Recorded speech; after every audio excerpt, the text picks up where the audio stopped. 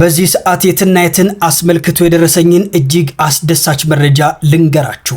በቢሊዮን ለሚቆጠር የዓለማችን ሕዝብ በነፃ በፈጣሪያችን የተለገሰውን የአየር ትንፋሽ ያለፉትን ዓመታት በክፉኛ ተነጥቃ ስትኖር የነበረችው እህታችን ታሪክ ዛሬ የብዙዎችን ልብ ነክቷል። የትንፋሽ እጥረት ችግር ስላጋጠማት ብቻ በየቀኑ ከ3 ኪሎ ግራም በላይ የሚመዝን የሰው ሰራሽ የአየር ሲሊንደር የተሞላበት ከባድ ብረት በጀርባዋ ተሸክማ ስትንቀሳቀስ የነበረችው እህታችን ቀለል ያለና እንዲሁም ደግሞ በጀርባ የሚታዘል ማሽን እንደተገዛላት ሰምቻለሁ። በታዋቂው ቲክቶከር የአዶናይ የወገን እርዳታ ጥሪ የብዙዎችን ቀና ልብ ያላቸው ኢትዮጵያውያን ስሜት ተቀስቅሷል።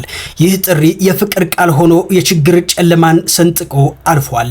በቦራ አሚውዝመንት ፓርክ ባለቤት አቶ ጆኒ አማካኝነት ይህ የረድኤት መልእክት ከመድረሱም በላይ ተግባራዊ እርምጃ ተወስዷል።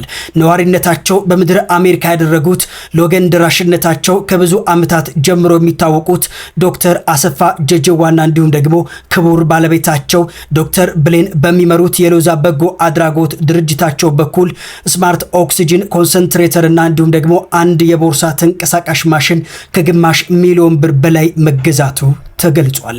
ይህ የህይወት አድን መሳሪያ በሚቀጥሉት ቀናት ወደ ሀገር ቤት እንደሚደርስም ተገልጿል። የማሽኑ ርክክብ ከቀናት በኋላ በቦራ አሚውዝመንት ፓርክ ስለሚካሄድ ሁላችሁም ተጋብዛችኋል። የትናየት አሊ በርኬ የሻለቃ አሊ በርኬ ልጅ በሚመለከት እንግዲህ በዩቲዩብ ወይም በሶሻል ሚዲያ አጠቃላይ መነጋገሪያ እንድትሆን ሁላችንም የራሳችንን አስተዋጽኦ እንዳደረግን ሁላችሁም ታውቃላችሁ። እህታችን እንግዲህ በጥምቀት አካባቢ ጌታ እግዚአብሔርን አምላኳን ለማገልገል በምታደርገው ጥረት ብዙዎች አድናቆታቸውን እየሰጧት ነበር። ነገር ግን እኔ ውስጥ አንድ የሚሰማኝ ስሜት ነበር። ይሄ ምንድነው? እህታችን እንግዲህ ከኔ ጋር ብዙ መንፈሳዊ አገልግሎቶችን አገልግለናል። ብዙ ጊዜም ተገናኝተን እናውቃለን፣ በባለፈውም ጀምሮ ማለት ነውና ችግሯን በደንብ ስለምረዳ በደንብ ስለማውቅ እንደው ምን ላድርግ ስለዚህ ልጅ ምን መደረግ አለበት ብዬ አስብ ነበርና ሁሌም ልቤ የሚነግረኝ ሁሌም ውስጥ የሚመኛቸው ብዙ ነገሮች ነበሩ። እንግዲህ በዩቲዩብ ይሄንን የምታዩትን ቪዲዮ ሰራን። ይሄ ሰራነውን ቪዲዮ እስቲ አይታችሁ ተመለሱ።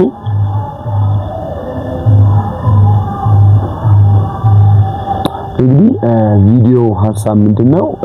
አዶናይ እግዚአብሔር አምላክ እንግዲህ በዚህ ዘመን የተገለጠ በዚህ በድብርት ውስጥ ላለው ህዝባችን በርስ በርስ ግጭት ውስጥ በርስ በርስ ጦርነት ውስጥ ላለነው ወገኖቻችን መንፈሳዊ ሆኖ አይደለም ወይ ደግሞ ይሆን የተለየ ዕውቀት ኖሮት አይደለም። ነገር ግን በዚህ በማህበራዊ ሚዲያ ላይ ድምቀት ሆኖ ብዙዎች ከችግሮቻቸው እንዲወጡ እንዲነቃቁ ለስራ ኢንስፓየር እንዲሆኑ ወንድማችን እግዚአብሔር አዘጋጅቶታል ብዬ አስባለሁ። ጥረቱን በጣም ነው የማደንቀውና እህታችን በተደጋጋሚ አዶናይ እንዲያገኛት ቪዲዮዎችን ትሰራ ነበረ፣ ተጠይቅ ነበረ። ግን ብዙ አርቲስቶች መኪና የተሸለሙ አሉ፣ ታውቃላችሁ። ብዙ ነገር የተደረገላችሁ ብዙ ሰዎች አሉ። እኔ ግን ውስጤ ምንድነው በቃ አዶናይ ከዚህ በኋላ መስራት ያለብን ለዚህ ልጅ ነው። ለሌላ ሰው ምንም አይነት በጎ ስራ እንድትሰራ አልፈቅድልህም ብዬ ነው ቪዲዮ ነው የጀመርኩትና ይሄም እንግዲህ ከ1.1 ሚሊዮን በላይ ተመልካች አገኘ። ብዙ ሰውም አጀንዳ አደረገው። እሱም ደግሞ እህቴ ላግኝሽ አላት። በምታዩት መልኩ ተገናኙ። በዛም ከሱ ጋራ በነበራቸው ቆይታ ብዙዎች የሚያጽናና ብዙዎችን የሚያበረታ ቃል ነው ከእህታችን አንደበት ሲወጣ የነበረው። ሁላችሁም ታውቃላችሁ። የብዙዎችም ልብ እንዲነካ ምክንያት ሆኗል። እግዚአብሔር ይመስገን፣ ክብሩን እግዚአብሔር ይሰጥ። አሁን እህታችን እንግዲህ በምታዩት መልኩ አጀንዳ ሆናለች። ብዙ የዜና ኒውስ የሚሰሩ ወንድሞች አከመኑ ብዙ አጀንዳ ያላቸው ሰዎች መንፈሳዊ ቲክቶክ ላይ ዜና የሚሰሩ ሰዎች ሁሉ እህታችን አጀንዳ አድርገው የተለያዩ ቪዲዮዎች ተሰሩ። ከዛ በኋላ ከፍተኛ መነቃቃት ተፈጠረ። እውነቱን ለመናገር የመጀመሪያው መነቃቃት ለመፍጠር የሞከርነው እኛ ነን። በእኔ ቲክቶክ አካውንት ላይ ከ1 ሚሊዮን በ2-3 ሰዓት ውስጥ ወደ 300-400 ሺህ ነው የታየው።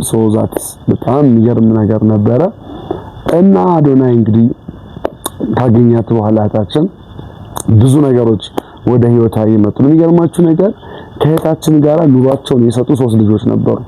አሁንም ስቲል የሚያስፈልጋትን ነገር የሚሆኑ ህይወታቸውን ያጡ ትዳራቸውን ወይም ደግሞ ሌላ ህይወት የሌላቸው በቃ ሙሉ ህይወታቸውን ለሷ የሰጡ ወንድሞች አሉ ስቲል አሁንም።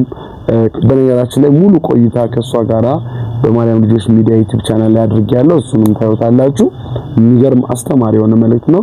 ባጃጅ አገኘ አንደኛው እንግዲህ ባጃጅ ነበር ስራው፣ ባጃጅ አገኘ። እሷ ደግሞ ከአሜሪካ እንግዲህ እነዚህ በለህመሟን ሊያስታግሱ የሚችሉ ማሽኖችን እንግዲህ መጣላት። ይሄ በጣም ይገርም ነው። ይሄ ሁሉ የአዶናይ ተጽዕኖ ነውና እግዚአብሔርን ነው የምላችሁ። ይሄ ልጅ ታዲያ ተጽዕኖ ፈጣሪ አይደለም ትላላችሁ? ይሄ ልጅ እግዚአብሔር አልባረከውም ትላላችሁ? ይሄ ልጅ ታዲያ እግዚአብሔር አልቀደሰውም ትላላችሁ? ዋው! እኔ በጣም እግዚአብሔር አምላክ መቼም ይሄን ልጅ ይጠብቀው። በቃ ይሄ ያለፈው ትውልድን አሁን ትተን ይሄኛው ትውልድ የራሱን አመለካከት የራሱን አይዲያ ብቻ ነው ማስተላለፍ ያለበት ብዬ አስባለሁና አዶናይ እንግዲህ እግዚአብሔር ይባርከው እንደነዚህ ላሉ ልጆች መድረስ ችሏል። ኢየሱስና እነዚህ ያሉ ልጆችን መጥቀም ችሏልና ተወዳጆች ሁላችሁም ስለ አዶናይ ያላችሁን ፍቅር ኮሜንት ላይ ምን የሚሰማኝ የሚለውን ነገር ኮሜንት ላይ እንድትሰጡ እፈልጋለሁ። በዚህ አጋጣሚ የትናይት አሊ በርኬም ደግሞ ብዙ የሚደረግላት ብዙ የምታገኘው ነገር ይኖራል ብዬ ተስፋ አደርጋለሁ። ብዙ የሚያስፈልጋት ነገር አለ። አሁን አጀንዳ እናድርጋት። እሷ ደግሞ በሌሎች የተደበቁ በተለያየ ቦታ የወደቁ ሰዎች ለመነሳታቸው ምክንያት ይሆናሉ። ብዙ ሰዎች አሁን እኛም እኮ አለን እያሉ ነውና በተለይ መተንፈስ የማይችሉ ሰዎችን መመልከት ማየት ያስፈልገናል። በቀን 2000 ብር የሚከፍልላቸው አጥተው 1000 ብር ኦክሲጅን ይሞላላቸው ህይወታቸውን ያጡ ሰዎች አሉና አንድ አሶሲዬሽን ፈጥረን እንደነዚህ ያሉ ሰዎችን ብንረዳ መልካም ነው ላለው የትናይት አሊ በርኬ ጀግናው ሻለቃ አሊ በርኬ ልጅ አሊ በርኬ እንግዲህ በካራ ማራው ጦርነት ከሶማሌ ዚያድ ባሬ ጋር ባደረገው ጦርነት ከፍተኛ ተጋድሎ አድርጎ ታንክ የማረከ ታላቅ ሰው ነውና ጀግና እንደ አንድ አባባል አለ። በጣም የሚገርም ሰው ነው እንግዲህ ምድቆር በጣም ጀግና ሰው ነው አሊ በርኬ። በተደጋጋሚ ስለሱ እንሰራላችሁ ነገር ነው። ቻናላችንን ሰብስክራይብ አድርጉ።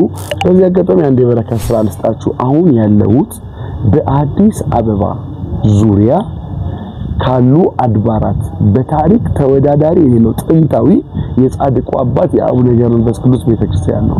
ይህንን ቤተክርስቲያን አስጎበኛችኋለሁ። ለጥቂት ሁላችሁም ይህንን ቪዲዮ የደረሳችሁ እግዚአብሔር ለምክንያት ስለሆነ ይህንን ቪዲዮ ያደረሳችሁ ከዚህ በረከት እንድትሳተፉ ፈልጋለሁ። ተመልከቱት።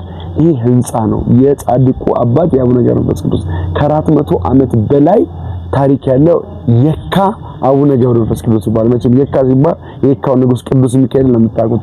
ይሄ ግን በጥንት ነገስታት አባቶቻችን እነ እቴጌ ጣይቱ ቅርስ ያስቀመጡበት ስጦታ የሰጡት ትልቅ የቅዱሳን መናገሻ የነገስታቱ መማፀኛ የነበረ ስፍራ ነው። ታዲያ አሁን ግን ከተማው ገጠር ሆኖ ህዝቡም በጣም ጥቂት ስለሆነ ይሄ የገብረ መንፈስ ቅዱስ የአባቴ ታቦት እዚህ ቆርቆሮ ውስጥ ነው ያለው። ተመልከቱ። እዚህ ቆርቆሮ ውስጥ ነው ያለው። እግዚአብሔር ቢረዳን ይሄው ህንጻ እየሰራ ነው። በአጭር ጊዜ ውስጥ እዚህ አድርሰናል። ይሄንን ቤተክርስቲያን እንድትረዱ ይሄውላችሁ አካውንቱ።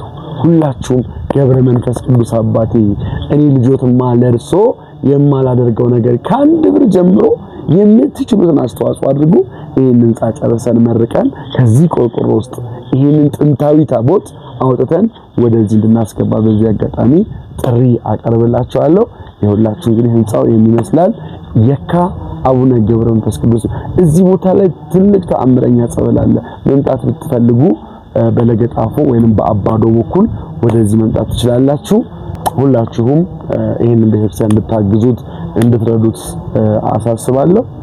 እግዚአብሔር አምላክ እጃችሁን እንዲዘረጋ ፍቃድ ይሁን። እህታችንንም ደግሞ እግዚአብሔር በደንብ አድርጎ እንዲምራት መልካም ፍቃድ ይሁንልን። ሁላችሁም ቪዲዮን ላይክ አድርጉት። ቤተሰቡን ይህ ዘሩፋኤል ዩቲዩብ ቻናላችን ነው።